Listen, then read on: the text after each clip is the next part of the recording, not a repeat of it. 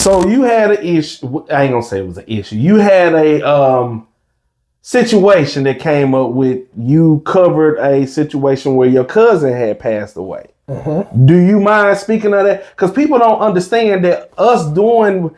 I mean, I'm not on that side. I'm probably gonna end up doing stuff like that eventually. But how two worlds can collide with each other, and you don't even know. As far as you got a family member that's a part of what you covering.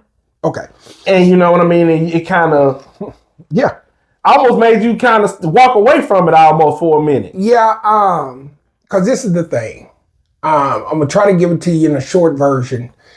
I got the call that it was a car that had ran into a tree right in front of the Arkansas Heart Hospital on Shackelford and exploded. Mm-hmm. That the person in the car, they say, never got out. Mm-hmm. So I get up out the bed and I go up there.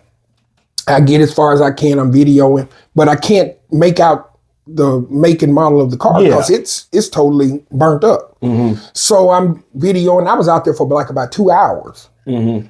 And then I finally just go ahead and wrap everything up and leave. The next day I went to my day job. Mm-hmm. Met my job, and my cousin, she calls me. So she was like, Marquez, I need you to try to find out something. Mm-hmm. And can't get a hold of Kiki. Mm-hmm. She been calling his phone. She ain't heard from him since last night. Can you find out what has happened, if anything has happened to him?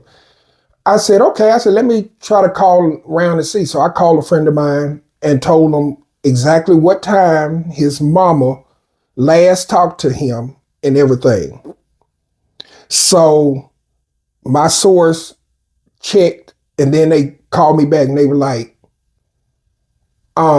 was he driving at the time? And I was like, yeah. Mm-hmm. And they were like, what's the make and model of his car? So I told them that. So they got quiet. They said, let me call you back.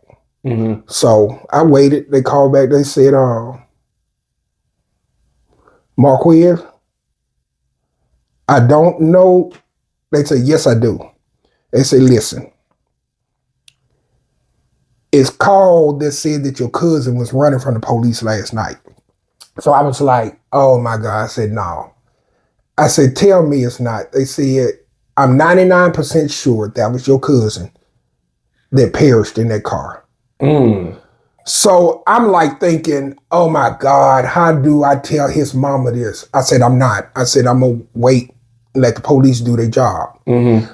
But not realizing they've got to wait for the ME to do their job and the coroner and do the autopsy and everything. Right.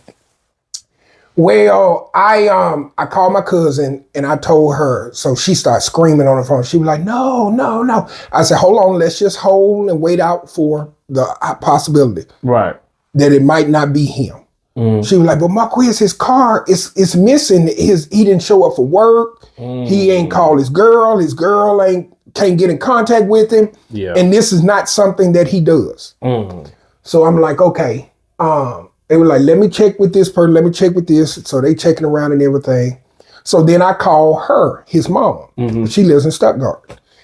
And so I'm talking to her. And so she was like, you know, as I was talking like the typical detective, like around the circles. Mm-hmm. And she stopped me. She said, Quiz, if you know what has happened with my baby, you tell me. Mm. I don't want to hear from no white person that don't know my baby, don't care about him. Mm-hmm. If my baby is gone, I want to hear that from you. So I'm like thinking to myself, I am not going to tell this woman this on this phone. I'm fucking not. I'm just not. Yeah. So I'm like, well, let me check and find out. I said, because I don't want to give you any information that's wrong. Mm-hmm. So I called back and my source was like, Marquez, the impound has been contacted. Your cousin's car is in the impound and it's burnt up. It's this and that and all like this. So I'm like, so I called my cousin. Mm-hmm. I was like, I was like, look, what do I do? I said, I can't call his mama and tell her this over the phone.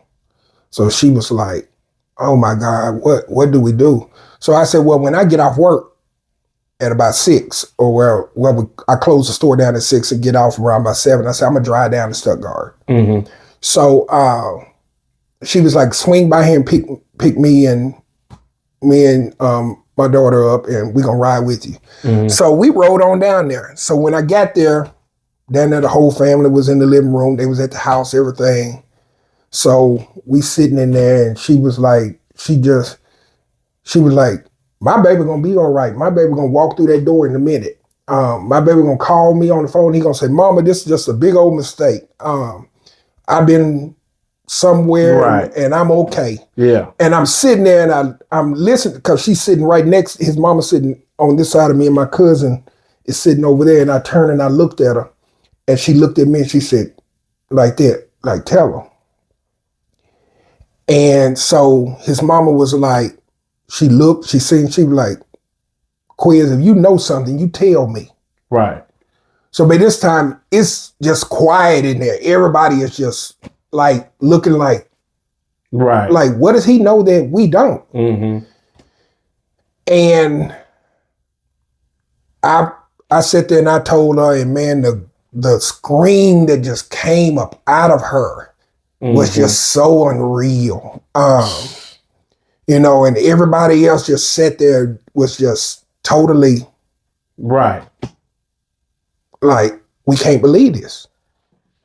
Man, that's and to know that you were filming and laughing, talking with the police, trying to get information, and everything.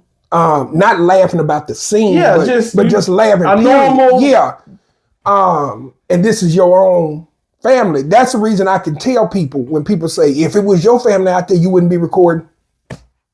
I did. Right. I mean, I didn't know. Yeah. But I did. Yeah. So at that point, I could feel where a lot of people coming from when we do this. And like you said, it had pushed me to a point where I had felt like this ain't for me. Right. But so what made you come back to it? Because you took about a week or two. It's just for the love of it. I think you just like, this what you do. Yeah, I won't lie. And that was a rare thing. Like, people probably do that for 30 years and never ever get that situation with their cousin. So that was just something that I don't even know how to explain that. The thing about this job, like I said on that live, when we go to those scenes, we never know who or what we gonna pull up on and see. Yeah. I know a lot of people.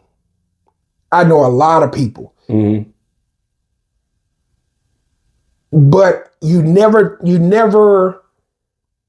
know whether this scene that you done pulled up on of a police involved shooting is one of your homeboys. Anything. Or your brother or your sister or whomever. Right.